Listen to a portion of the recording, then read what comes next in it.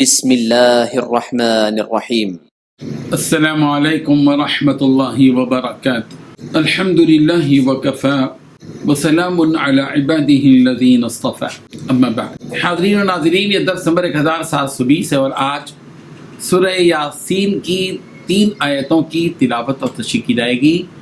آیت نمبر 45، 46 اور 47، 45، 46 اینڈ 47۔ چلے سب سے پہلے ہم ان 3 آیتوں کی تلاوت کرتے ہیں، لفظی ترجمے اور ترجمے کے بعد تشریح کرتے ہیں۔ اعوذ باللہ من الشیطان الرجیم، بسم اللہ الرحمن الرحیم۔ وَإِذَا قِيلَ لَهُمُ اتَّقُوا مَا بَيْنَ أَيْدِيكُمْ وَمَا خَلْفَكُمْ لَعَلَّكُمْ تُرْحَمُونَ وَمَا تَأْتِيهِم مِّنْ آيَةٍ مِّنْ آيَاتِ رَبِّهِمْ إلا كانوا عنها معرضين وإذا قيل لهم أنفقوا مما رزقكم الله قال الذين كفروا للذين آمنوا أنطعم من لو يشاء الله أطعمه إن أنتم إلا في ضلال مبين صدق اللہ العظیم۔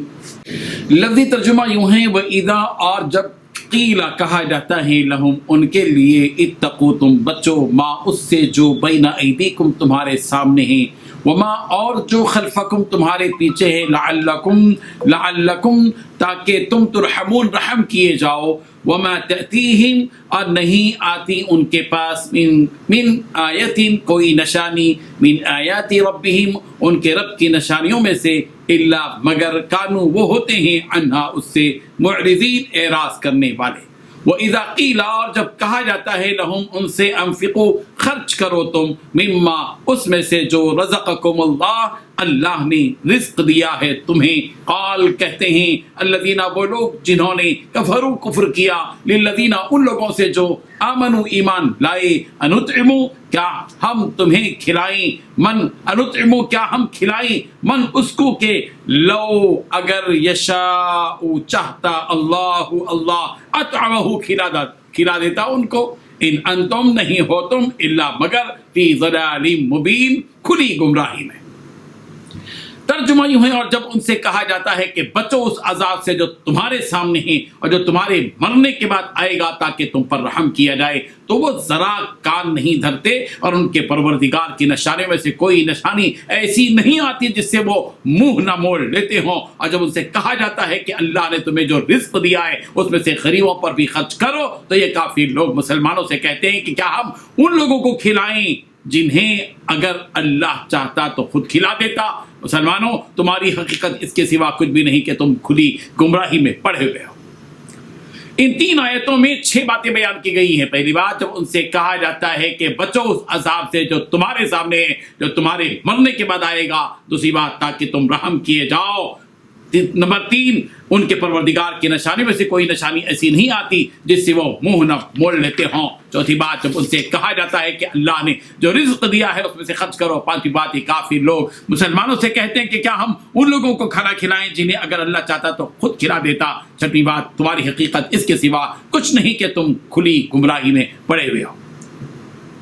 بزرگان محترم، جب ان مشرکین سے کہا جاتا کہ دیکھو جو عذاب اللہ تعالیٰ نے تم سے پہلی قوموں یعنی قوم عاد، قوم ثمود، قوم لوط وغیرہ پر نازل فرمایا، اس سے کچھ سبق حاصل کرو اور اللہ سے ڈرو۔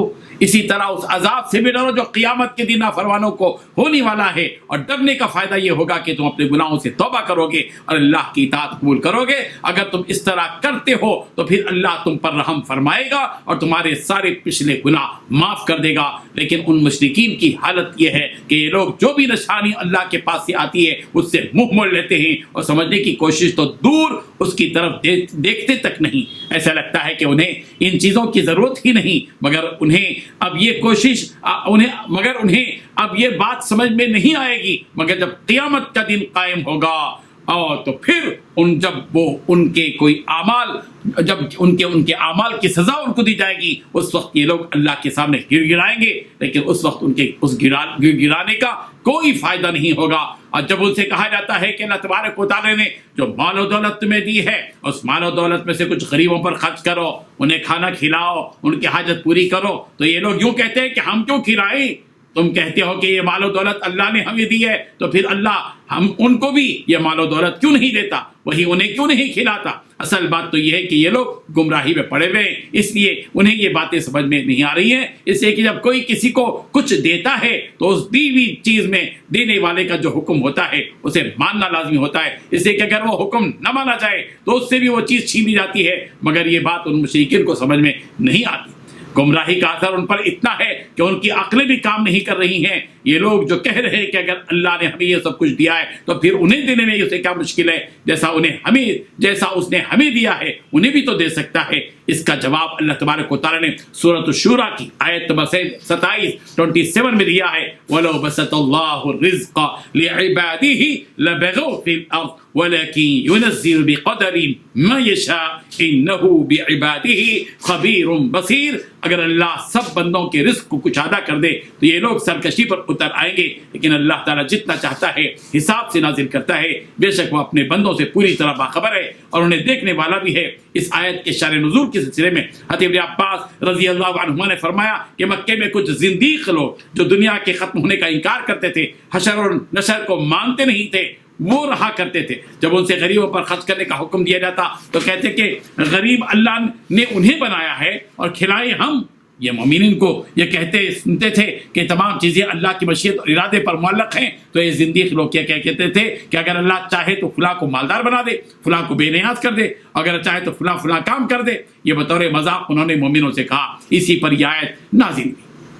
اللہ تبارک و تعالی ہم سب کو ان آیات کی حقیقت کو سمجھنے کی توفیق عطا فرمائے اور شیطانی وسوسوں سے اللہ تعالی ہم سب کی حفاظت فرمائے۔ آمین۔ وآخر دعوانا ان الحمد للہ رب العالمین۔